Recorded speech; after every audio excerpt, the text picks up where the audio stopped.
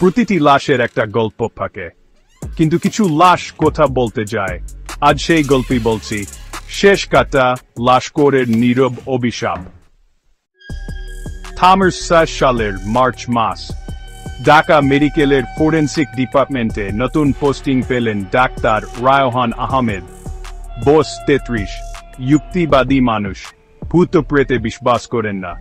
কিন্তু প্রথম দিনই তার সামনে খুলে গেল এক পূর্ণ রহস্যের দরজা। স্যার, রুম 13 লাখ থাকে।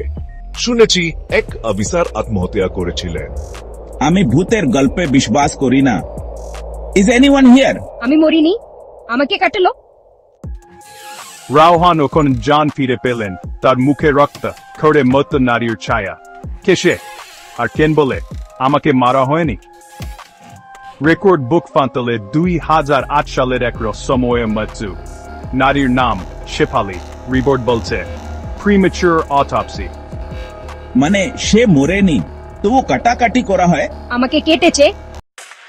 রায়হান খুঁজে পান সেই নারীর ছিন্নভিন্ন দেহাংশ মেডিকেলের 3 জায়গা ছড়িয়ে। সে চায় শুধু একটা জিনিস, শান্তি। আমার কান্ত, আমার অন্তর সব ফেরত দাও। রুম ফেঁসতে আর কোনো শব্দ নেই। টেবিলের ওপর লেখা, ধন্যবাদ, আমার এখন ঘুম আসে। রায়হান চেয়ারে বসে চোখ বন্ধ করেস। সব অঙ্গ ফেরত পেলেও কিছু আত্মা ঘুমায় না সহজে।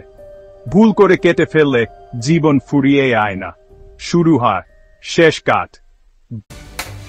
গল্পটি যদি ভালো লেগে থাকে ভিডিওতে লাইক দিতে ভুলবেন না।